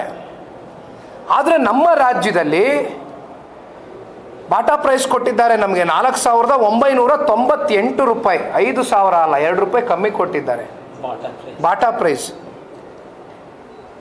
ಇದು ಸ್ಮಾರ್ಟ್ ಮೀಟರ್ನಲ್ಲಿ ಆಗಿರ್ತಕ್ಕಂಥ ಒಂದು ದೊಡ್ಡ ಹಗರಣ. ವಾಲ್ಮೀಕಿ ಹಗರಣ. ಮೂಡಾದಲ್ಲಿ ಇತ್ತೀಚೆಗೆ ಈಗ ಮೊನ್ನೆನೋ ಎನ್ಫೋರ್ಸ್ಮೆಂಟ್ ಡಿಪಾರ್ಟ್ಮೆಂಟ್ ಇವತ್ತು ಡೈರೆಕ್ಟರೇಟ್ ED ಇವತ್ತು ಏನು ಇಂಟರ್ಫಿಯರೆನ್ಸ್ ಕೊಟ್ಟಿದೆ. ಲೋಕಾಯುಕ್ತ ಮುಖ್ಯಮಂತ್ರಿಗಳ ಪರವಾಗಿ ಕೊಟ್ಟಿರ್ತಕ್ಕಂಥ B ರಿಪೋರ್ಟು ನಮಗೆ ಅಷ್ಟರ ಮಟ್ಟಕ್ಕೆ ಸಮಾಧಾನ ತಂದು ಕೊಟ್ಟಿಲ್ಲ ಅಂತಕ್ಕಂಥ ವಿಚಾರವಾಗಿ ED ಮತ್ತೆ ಕೈಗೆತ್ಕೊಳ್ತಕ್ಕಂಥದ್ದಕ್ಕೆ ಕೋರ್ಟು ಕೂಡ ಏನು ಡೈರೆಕ್ಷನ್ಸ್ ಕೊಟ್ಟಿದೆ. ಅದು ಮುಂದಿನ ದಿನಗಳಲ್ಲಿ ಕಾದು ನೋಡೋಣ. ಆದರೆ ಒಂದು ಮೂಢ ವಿಚಾರವಾಗೂ ನಾವು ಮಾತನಾಡ್ತಕ್ಕಂಥದ್ದಾದರೆ, ನೀವು ಪ್ರಾರಂಭದಲ್ಲಿ ಸನ್ಮಾನ್ಯ ರಾಜ್ಯದ ಮುಖ್ಯಮಂತ್ರಿಗಳು ಸಿದ್ದರಾಮಣ್ಣ ಅವರು ನಾನು ಕಷ್ಟಪಟ್ಟು ಸಂಪಾದನೆ ಮಾಡಿರ್ತಕ್ಕಂಥ ಸೈಟ್ಗಳಿದು, ನಾನು ಯಾವ ಕಾರಣಕ್ಕೂ ಇದರ ಬೆಲೆ ಇಷ್ಟಿದೆ, ಮಾರ್ಕೆಟ್ ಪ್ರೈಸ್ ಇಷ್ಟಿದೆ, ಈ ಮಾರ್ಕೆಟ್ ಪ್ರೈಸು ನನಗೆ ಕೊಟ್ಬಿಡಿ, ನಾನು ಯಾಕೆ ಈ ಸೈಟ್ಗಳನ್ನ ವಾಪಸ್ ಕೊಡಲಿ ಅಂತಕ್ಕಂಥ ಮಾತನ್ನು ಸಿದ್ದರಾಮಣ್ಣ ಅವರು ಹೇಳಿದರು. ಬಟ್ ತದನಂತರ ಅವರೇ ಆ ಸೈಟ್ಗಳನ್ನ ಸರೆಂಡರ್ ಮಾಡ್ತೀನಿ ಅಂದರು. ಯಾಕೆಂದರೆ ನಾನೆಲ್ಲ ಹೇಳಿದ್ದಿದ್ದು, ಸನ್ಮಾನ್ಯ ಸಿದ್ದರಾಮಣ್ಣ ಅವರು ಒಂದಲ್ಲ 10 ಬಾರಿ ಹೇಳಿದ್ದಾರೆ. ಎಲ್ಲವೂ ಕೂಡ ಮಾಧ್ಯಮದಲ್ಲಿ ಕಡತಗಳಲ್ಲಿದೆ. 10 ವರ್ಷ ಆಗಿಲ್ಲ, 20 ವರ್ಷ ಆಗಿಲ್ಲ ಟಾಪಿಕ್ಕು, ಮೊನ್ನೆ ನಡೆದಿರ್ತಕ್ಕಂಥ ಟಾಪಿಕ್ಕು ಪ್ರತಿಯೊಬ್ಬರು ಮನಸ್ಸಲ್ಲೂ ಇದೆ. ಅವ್ರು ತಪ್ಪು ಮಾಡಿಲ್ಲ ಅಂತಕ್ಕಂಥದ್ದು ಅವರಲ್ಲಿ ಅಷ್ಟು ಸ್ಪಷ್ಟತೆ ಇದ್ದಾಗ ಪ್ರಾರಂಭ ಹಂತದಲ್ಲಿ, ತದನಂತರ ಅವ್ರು ಯಾತಕ್ಕೋಸ್ಕರ ಆ ಸೈಟ್ಗಳನ್ನ ವಾಪಸ್ ಕೊಡ್ತೀನಿ ಅಂತಕ್ಕಂಥ ಮಾತನ್ನ ಹೇಳಿದರು ಅಂತಕ್ಕಂಥದ್ದು ಕೂಡ ಇವತ್ತು ಅವರ ನೈತಿಕತೆ ಮೇಲೆ, ಅವರ ರಾಜಕಾರಣದಲ್ಲಿ. ಯಾಕೆಂದರೆ ನಾನು ಯಾರ ಮೇಲೂ ವೈಯಕ್ತಿಕವಾಗಿ ಇಲ್ಲಿ ತೇಜಾವಧೆ ಮಾಡ್ತಕ್ಕಂಥದ್ದಕ್ಕೆ ನಾನು ಹೋಗ್ಲಿಕ್ಕಿಲ್ಲ. ನೀವು ಈ ವೆಬ್ಸೈಟಲ್ಲೂ ನೋಡಿರ್ಬೋದು. ದಯಮಾಡಿ ಇಲ್ಲಿ ಯಾರನ್ನೂ ವೈಯಕ್ತಿಕವಾಗಿ ನಿಂದಿಸ್ತಕ್ಕಂಥದ್ದಾಗಲಿ, ವೈಯಕ್ತಿಕವಾಗಿ ತೇಜಾವಧೆ ಮಾಡ್ತಕ್ಕಂಥದ್ದಾಗಲಿ ಇದು ಯಾವುದೂ ಕೂಡ ಮಾಡ್ತಕ್ಕಂಥ ಪ್ರಶ್ನೆ ಇಲ್ಲ. ಇಲ್ಲಿ ಸರ್ಕಾರ ಹೊಣೆಗಾರಿಕೆಯನ್ನು ಹೊರಬೇಕಾಗ್ತದೆ.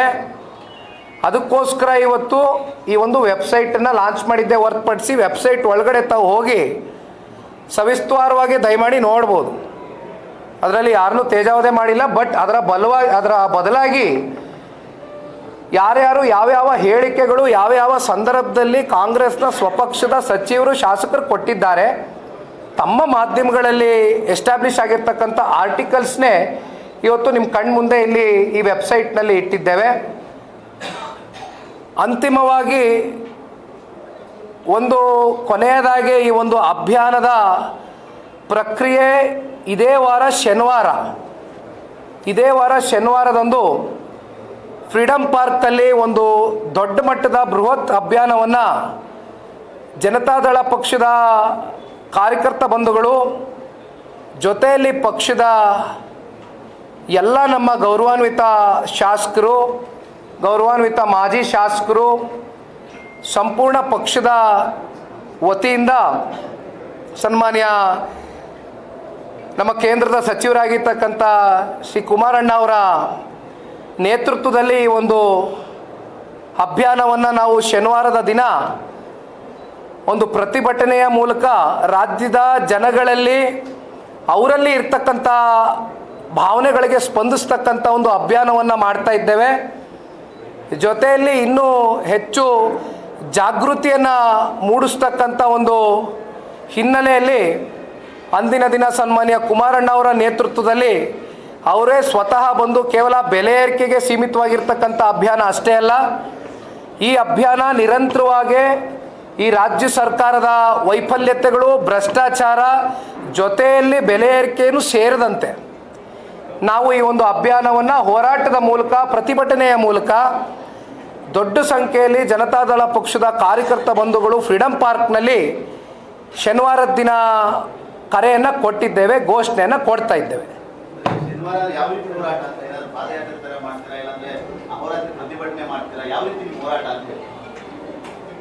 ಈಗ ಬೆಂಗಳೂರು ನಗರದಲ್ಲಿ ಪಾದಯಾತ್ರೆ ಮಾಡ್ತಕ್ಕಂಥದ್ದಕ್ಕೆ ಕೆಲವೊಂದಷ್ಟು ಕೋರ್ಟ್ನ ಆರ್ಡರ್ಸ್ಗಳಿದೆ. ಬೆಂಗಳೂರು ನಗರದ ಜನತೆಯ ಹಿತಕ್ಕೋಸ್ಕರ ಮಾಡ್ತಾ ಇರ್ತಕ್ಕಂಥ ಪಾದಯಾತ್ರೆ, ನಗರದ ಜನತೆಗೆ ನಮ್ಮಿಂದ ತೊಂದರೆ ಆಗಬಾರ್ದು ಅಂತಕ್ಕಂಥದ್ದು ಮೊದಲನೇ ವಿಚಾರ ನಾನು ತಿಳಿಸ್ಲಿಕ್ಕೆ ಬಯಸ್ತೇನೆ. ಆದರೆ ಈ ಒಂದು ಪಾದಯಾತ್ರೆಯಲ್ಲಿ ಭಾಗಿಯಾಗ್ತಕ್ಕಂಥದ್ದಕ್ಕೆ ಈಗಾಗಲೇ ಜನಗಳಲ್ಲಿ, ಸಾಮಾನ್ಯ ಜನಗಳಲ್ಲಿ, ಪಕ್ಷದ ಕಾರ್ಯಕರ್ತರುಗಳಲ್ಲಿ ಒಂದು ಆಕ್ರೋಶ, ಒಂದು ಉತ್ಸಾಹಕತೆ, ಒಂದು ಹುಮ್ಮಸ್ಸು ಅತ್ಯಂತ ವೇಗದಲ್ಲಿ ಕಂಡುಬರ್ತಾ ಇರ್ತಕ್ಕಂಥ ಹಿನ್ನೆಲೆಯಲ್ಲಿ ದೊಡ್ಡ ಸಂಖ್ಯೆಯಲ್ಲಿ ಜನ ಸೇರ್ತಾರೆ ಅಂತಕ್ಕಂಥದ್ದು ನಮ್ಮೆಲ್ಲರ ಭಾವನೆ. ಹಾಗಾಗಿ ಶನಿವಾರದ ದಿನ ಈ ಒಂದು ಪಾದಯಾತ್ರೆಯನ್ನು ನಾವು ಹೋರಾಟವನ್ನು ಕರೆದಿದ್ದೇವೆ.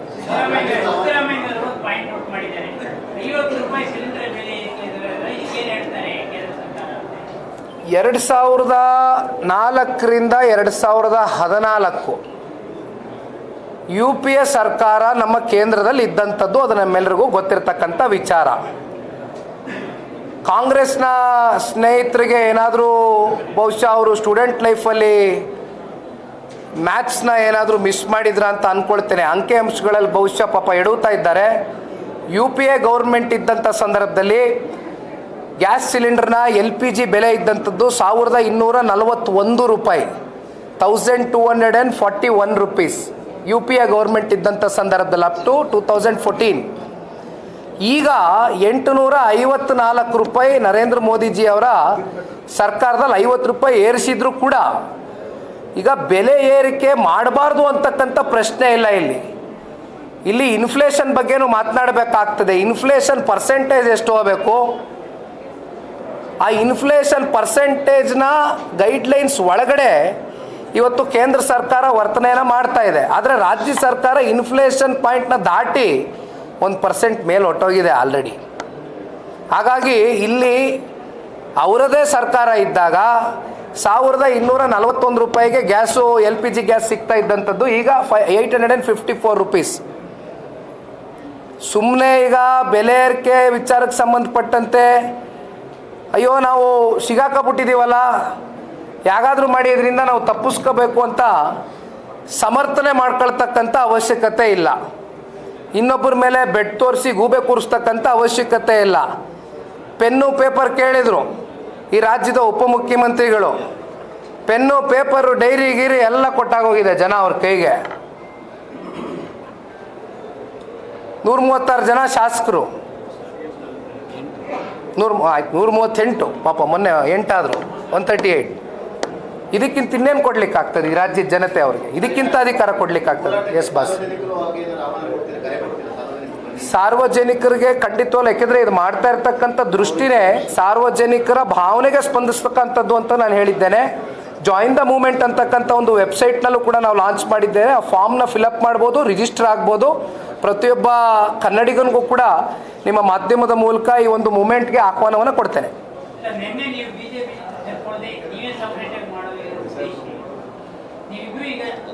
ಸರ್ ನಾನು ಒಂದು ನಿಮಿಷ ಸರ್, ನಾನೊಂದು ಮಾತು ಹೇಳ್ತೇನೆ.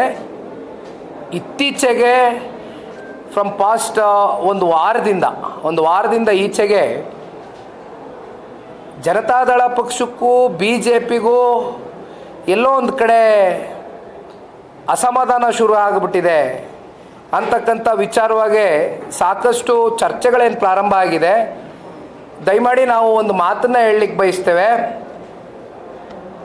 ಸನ್ಮಾನ್ಯ ದೇವೇಗೌಡರು ಸಾಹೇಬರು ಕಳೆದ ಲೋಕಸಭಾ ಚುನಾವಣೆ ಸಂದರ್ಭದಲ್ಲಿ ತಗೊಂಡಿರ್ತಕ್ಕಂಥ ನಿರ್ಣಯ, ದೇಶದ ಪ್ರಧಾನಮಂತ್ರಿಗಳ ಆಡಳಿತ ವೈಖರಿಯನ್ನು ಮೆಚ್ಚಿ 64 ವರ್ಷದ ದೀರ್ಘಕಾಲದ ರಾಜಕಾರಣದ ಬದುಕಿನಲ್ಲಿ ಪ್ರಪ್ರಥಮವಾಗಿ ಸನ್ಮಾನ್ಯ ದೇವೇಗೌಡರು ಸಾಹೇಬರು ಭಾರತೀಯ ಜನತಾ ಪಾರ್ಟಿ ಜೊತೆ ಮಿತ್ರತ್ವವನ್ನು ನಾವು ಮಾಡಬೇಕು, ಇದು ದೇಶದ ಹಿತಾಸಕ್ತಿಗೋಸ್ಕರ, ರಾಜ್ಯದ ಜನತೆಯ ಹಿತಕ್ಕೋಸ್ಕರ ಮುಂದಿನ ದಿನಗಳಲ್ಲಿ ನಾವು ಇಬ್ಬರು ಒಟ್ಟಾಗಿ ಹೋಗಬೇಕು ಅಂತಕ್ಕಂಥ ಹಿನ್ನೆಲೆಯಲ್ಲಿ ದೃಷ್ಟಿಯಿಂದ ತಗೊಂಡಂಥ ತೀರ್ಮಾನ. ಅದಕ್ಕೆ ಲೋಕಸಭೆಯಲ್ಲಿ ಅತಿ ಹೆಚ್ಚು ಸಂಸದರನ್ನ ನರೇಂದ್ರ ಮೋದಿಜಿಯವರಿಗೆ ಕನ್ನಡಿಗರು ಸಂಸದರ ಮೂಲಕ ಕೊಡುಗೆಯನ್ನು ಕೊಟ್ಟಿರ್ತಕ್ಕಂಥದ್ದು ನಾವೆಲ್ಲ ನೋಡಿದ್ದೇವೆ. ರಾಜ್ಯದ ಜನತೆ ಈ ಒಂದು ಆರೋಗ್ಯಕರವಾದಂಥ ಮಿತ್ರತ್ವವನ್ನು ಒಪ್ಪಿದ್ದಾರೆ. ಹಾಗಾಗಿ ಇಲ್ಲಿ ನಮ್ಮ JDLP ನಾಯಕರಾಗಿರ್ತಕ್ಕಂಥ ಬಾಬಣ್ಣ ಅವರು ಹೇಳಿರ್ತಕ್ಕಂಥದ್ದು ಇಷ್ಟೇ ಅಣ್ಣ. ದಯಮಾಡಿ ಮತ್ತೆ ನಾನು ಪುನರ್ರಚಿಸ್ತೀನಿ ಅದನ್ನು.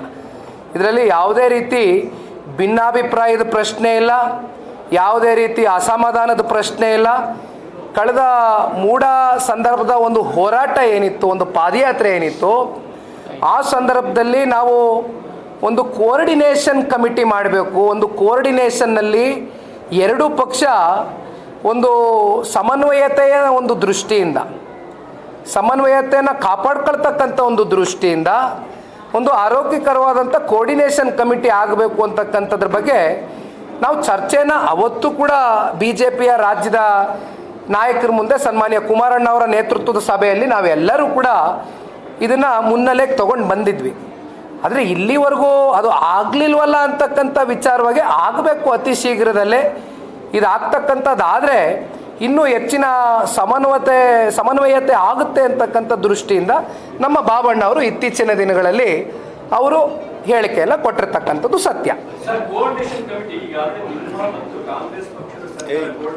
ಕಾಂಗ್ರೆಸ್ಸು ಇಲ್ಲ ಅದು ಹಳೇದೇನೋ ಹೇಳ್ತಾ ಇದ್ದಾರೆ.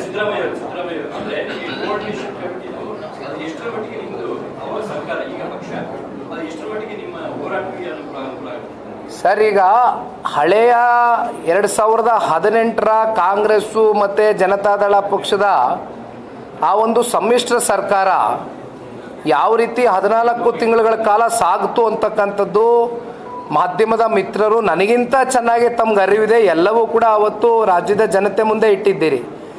ಹಾಗಾಗಿ ಒಂದು ಸ್ವಾಭಾವಿಕವಾಗಿ ಕಾಂಗ್ರೆಸ್ಸು JDS ಈಗ ಹಳೆ ಮೈಸೂರು ಪ್ರಾಂತ್ಯ ತಗೊಳ್ಳಿ ಅಥವಾ ಕಲ್ಯಾಣ ಕರ್ನಾಟಕದಲ್ಲೂ ತಗೊಳ್ಳಿ, ಈಗ 41 ಅಸೆಂಬ್ಲಿ ಸೆಗ್ಮೆಂಟಲ್ಲಿ ಹತ್ತತ್ರ ಒಂದು 20-22 ಅಸೆಂಬ್ಲಿ ಸೆಗ್ಮೆಂಟಲ್ಲಿ ನಾವು ಪ್ರಬಲವಾದಂಥ ನಾಯಕರುಗಳನ್ನ ಜೊತೆಲಿ ಕೇಡರ್ನ ಸೃಷ್ಟಿ ಮಾಡ್ಕೊಂಡಿದ್ದೇವೆ. ಕಲ್ಯಾಣ ಕರ್ನಾಟಕದಲ್ಲೂ ಕೂಡ ಸ್ವಾಭಾವಿಕವಾಗಿ JDS ಮತ್ತು ಕಾಂಗ್ರೆಸ್ಸು ಅವತ್ತಿನಿಂದ ಕೂಡ ನೀವು ಗ್ರೌಂಡ್ ಲೆವೆಲಲ್ಲೇ ತಗೊಳ್ಳಿ, ಕಾರ್ಯಕರ್ತರುಗಳಿಗೂ ಆ ಒಂದು ಸಮ್ಮಿಲನ ಸರಿಗಾಗಲಿಲ್ಲ. ಹಾಗಾಗಿ ದೊಡ್ಡ ಮಟ್ಟದಿಂದ ತಳಮಟ್ಟದವರೆಗೂ ಕೂಡ ಆ ಸಮ್ಮಿಲನ ಅಂತಕ್ಕಂಥದ್ದು ಎಂದೂ ಕೂಡ ಆಗಲೇ ಇಲ್ಲ ಅವತ್ತು. ಆದರೆ ಇಲ್ಲಿ ಆ ಪ್ರಶ್ನೆ ಲೋಕಸಭೆಯಲ್ಲಿ ಉದ್ಭವ ಆಗಿಲ್ಲ. ನಮ್ಮ ಕಾರ್ಯಕರ್ತರು, BJP ಕಾರ್ಯಕರ್ತರು ಇಬ್ಬರು ಭಾಳ ಅನ್ಯೋನ್ಯವಾಗಿ ಚುನಾವಣೆ ಮಾಡಿದ್ದಾರೆ. ಆ ಹಿನ್ನೆಲೆಯಲ್ಲಿ ನಮ್ಗೆ ಒಳ್ಳೆ ರಿಸಲ್ಟ್ ಬಂದಿದೆ.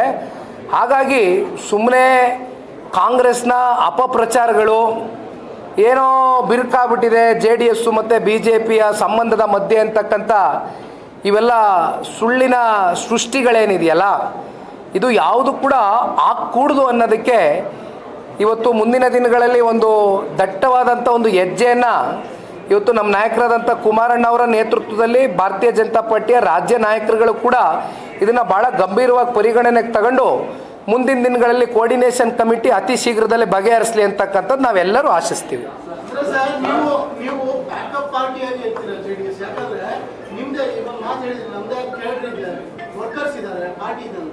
ನಾರ್ತ್ ಕರ್ನಾಟಕದಲ್ಲೂ ಬೆಳಗಾವಿ, ಯಾದಗಿರಿ, ರಾಯಚೂರು ಈ ಪ್ರಾಂತ್ಯದಲ್ಲೂ ಕೂಡ ನಿಮ್ಮ ಪಕ್ಷದ ಕಾರ್ಯಕರ್ತರನ್ನ ಬೆಳೆಸಿ MLAಗಳನ್ನ ತರೋ ಪ್ಲಾನ್ ಇತ್ತು, ಆಗ್ತಾ ಇತ್ತು. ಬೀದರ್ ಮಂಡಪ ಅವರು ಇದ್ರು.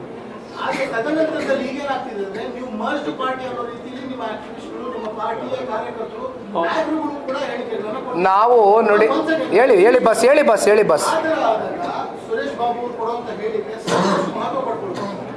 ಕೋಆರ್ಡಿನೇಷನ್ ಅನ್ನೋದು ಯಾವ ರೀತಿ ಹೋಗುತ್ತೆ, ಜೊತೆಗೆ ಹೋಗುತ್ತೆ ಅಥವಾ ಅನಿವಾರ್ಯತೆ ಅವರನ್ನು ಫಾಲೋ ಮಾಡಬೇಕಾಗಿದೆ? ನಮಗೆ ನಾನು ಒಂದು ಮಾತನ್ನು ಹೇಳ್ತೇನೆ,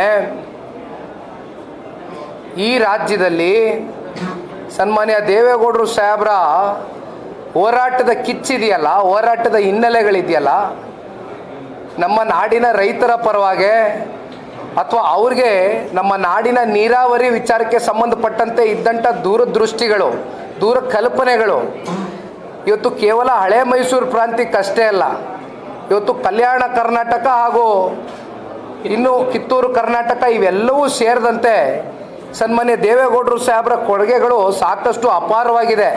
ಹಾಗಾಗಿ ಒಂದು I want to tell you, in every election, ಪ್ರತಿಯೊಂದು ಚುನಾವಣೆಯಲ್ಲಿ ನೀವು ಅಂಕಿಅಂಶಗಳನ್ನ ತೆಗೆದು ನೋಡಿ. ಡೇಟಾ ಅನಾಲಿಸಿಸ್ ನಿಮ್ಮ ಕಡೆನೇ ಇರುತ್ತೆ, ನೀವು ಗೂಗಲ್ ಮಾಡಿದ್ರೆ ಸಿಗುತ್ತೆ, ಮುಚ್ಚುಮರೆ ಏನಿಲ್ಲ. ನಮ್ಮ ಪಕ್ಷ ಪ್ರತಿ ಚುನಾವಣೆಯಲ್ಲೂ 18ರಿಂದ 20% ವೋಟ್ ಶೇರನ್ನು ಹೊಂದಿರತಕ್ಕಂಥ ಪಕ್ಷ. ಹಳೆ ಮೈಸೂರು ಪ್ರಾಂತ್ಯದಲ್ಲಿ 34%ಗಿಂತ ಹೆಚ್ಚು ವೋಟ್ ಶೇರನ್ನು ಹೊಂದಿರತಕ್ಕಂಥ ಪಕ್ಷ. ಈ ಪಕ್ಷವನ್ನು ಕಟ್ಬೆಳೆಸಿರ್ತಕ್ಕಂಥ ಕಾರ್ಯಕರ್ತರುಗಳು ಬಹುಶಃ ರಾಷ್ಟ್ರೀಯ ಪಕ್ಷಕ್ಕೂ ಮೀರಿ ಒಂದು ಹೆಜ್ಜೆ ಮುಂದೋಗಿ ಈ ಪ್ರಾದೇಶಿಕ ಪಕ್ಷವನ್ನು ಕಾಪಾಡ್ಕೊಳ್ಬೇಕು ಅಂತಕ್ಕಂಥ ಎಂಥ ಸಂದರ್ಭ ಬಂದರು. ನಾವು 40ರಿಂದ ಇವತ್ತು 18ಕ್ಕೆ ಇಳಿದಿರ್ಬೋದು. ಅದಕ್ಕೆ ಒಂದು ನಿಮಿಷ ಸರ್, ಅದಕ್ಕೆ ನಾನಾ ಕಾರಣಗಳಿದೆ. ನೀವು ಪ್ರಶ್ನೆ ಕೇಳಿದರೆ ನಾನು ಉತ್ತರ ಕೊಡ್ತೀನಿ. ಅದಕ್ಕೆ ನಾನಾ ಕಾರಣಗಳಿದೆ. ಹಿಂದೆ ಚುನಾವಣೆ ಸಂದರ್ಭ ಬೇರೆ ಇತ್ತು, ಸಿಚುವೇಶನ್ ವಾಸ್ ಡಿಫ್ರೆಂಟ್. ಅವತ್ತು ನಮಗಾಗಲಿ ಭಾರತೀಯ ಜನತಾ ಪಾರ್ಟಿಗಾಗಲಿ ಮಿತ್ರತ್ವ ಇರಲಿಲ್ಲ. ಅವ್ರ ಪಕ್ಷದ ಪರವಾಗಿ ಅವ್ರು ಕೆಲವೊಂದಷ್ಟು ನಿರ್ಣಯಗಳು, ತೀರ್ಮಾನಗಳು ತಗೊಳ್ಬೇಕಾಗಿತ್ತು, ದಟ್ಟವಾಗಿ ತಗೊಂಡ್ರು. ನಮ್ಮ ಪಕ್ಷನ ನಾವು ಉಳಿಸ್ಕೊಳ್ತಕ್ಕಂಥದ್ದಕ್ಕೆ ಇವತ್ತು ನಾವು ಜೊತೆಯಲ್ಲಿ ಸೇರಿದ್ದೀವಿ ಅನ್ನೋ ಮಾತ್ರಕ್ಕೆ ದಯವಿಟ್ಟು you have to take back your word. I am very sorry to tell you sir, I request you to take back your word. ಈ ಪಾರ್ಟಿ ಮರ್ಜರ್ ಆಗ್ತಕ್ಕಂಥ ಪ್ರಶ್ನೆ ಇಲ್ಲ. ಈ ಪಾರ್ಟಿನ ಕಟ್ಬೆಳೆಸಿರ್ತಕ್ಕಂಥ ಸಂಖ್ಯೆ, ಇವತ್ತಿಗೂ ಕಟ್ಬೆಳೆಸ್ತಕ್ಕಂಥ ಕತೆ ಇರ್ತಕ್ಕಂಥ ಶಕ್ತಿ ಹಳ್ಳಿಗಳಲ್ಲಿ ಇವತ್ತು ಕಾರ್ಯಕರ್ತರುಗಳಲ್ಲಿ ಆ ಛಲ ಇದೆ. Take back your word sir, I am very sorry to tell you. ಈ ಮರ್ಜರ್ ವರ್ಡ್ ಬಗ್ಗೆ ನೀವು ಚರ್ಚೆ ಮಾಡಿಕೊಡ್ದಿಂಗೆ. ವಿ ಆರ್ ಅಲಯನ್ಸ್ ಬಿಕಾಸ್ ನಾವು ಒಂದು ಆರೋಗ್ಯಕರವಾಗಿ ಹೋಗಬೇಕು ಅಂತಕ್ಕಂಥ ಹಿತದೃಷ್ಟಿಯಿಂದ ಅಲಯನ್ಸ್ ಆಗಿದ್ದೇವೆ. ನಮ್ಮ ಶಕ್ತಿ ರಾಜ್ಯದ ಹಿತದೃಷ್ಟಿ, ರಾಜ್ಯದ ಜನಗಳ ಹಿತದೃಷ್ಟಿ, ಜೊತೆಯಲ್ಲಿ ನಮ್ಮ ಶಕ್ತಿಯನ್ನು ಭಾರತೀಯ ಜನತಾ ಪಾರ್ಟಿಗೆ ಧಾರೆ ಎರೆದಿದ್ದೇವೆ, ಅವರ ಶಕ್ತಿ ನಮಗೆ ಧಾರೆ ಎರೆದಿದ್ದಾರೆ. It is a very cordial and very healthy relationship and it will remain for a long time. Thank you. ನಿಮ್ಮ ಮೂವ್ಮೆಂಟ್ ಟಾಪ್ ಲೆವೆಲ್ ಅಲ್ಲಿ ಇಲ್ಲ ಅಂತ ಒಂದು ಆರೋಪ, ರೂಟ್ ಲೆವೆಲ್ ಅಲ್ಲಿ. ಓಕೆ, ಯಾವುದಣ್ಣ movement? Wait for few days sir. ಅಣ್ಣ, ನಿಮಗೆ ನಾನು ಹೇಳಿದ್ದೀನಿ, ಸದನ ಪ್ರಾರಂಭ ಆಗ್ಲಿಕ್ಕಿಂತ ಮುಂಚಿತವಾಗೆ ಇಲ್ಲೇ ನಮ್ಮ ಬಾಬಣ್ಣವರು JDLP ನಾಯಕರ ಅವರೇ ಮುಂಚೂಣಿ, ಅವರೇ ಲೀಡರ್ಶಿಪ್ ತಗೊಂಡು, ಅವರೇ ಮುಂದಾಳತ್ವ ತಗೊಂಡು ಎಲ್ಲ ಶಾಸಕರು ಕುಮಾರಣ್ಣ ಅವ್ರ ಜೊತೆ ಹಿಂದಿನ ದಿನ ಕೂತ್ಕೊಂಡು ಚರ್ಚೆಯನ್ನು ಮಾಡಿ ಯಾವ ರೀತಿ ಸದನದ ಒಳಗಡೆ ನಾವು ಹೋರಾಟ ಮಾಡಬೇಕು ಅಂತಕ್ಕಂಥದ್ದು ನಮ್ಮಲ್ಲಿ ಆ ಅತ್ಯಂತ ಕೋರ್ಡಿಯಲ್ ರಿಲೇಷನ್ಶಿಪ್ ಇದೆ. ಅದು ಶನಿವಾರದ ದಿನ ನಾವು ತೋರಿಸ್ತೇವೆ. ಥ್ಯಾಂಕ್ ಯು ಅಣ್ಣ, ಥ್ಯಾಂಕ್ ಯು.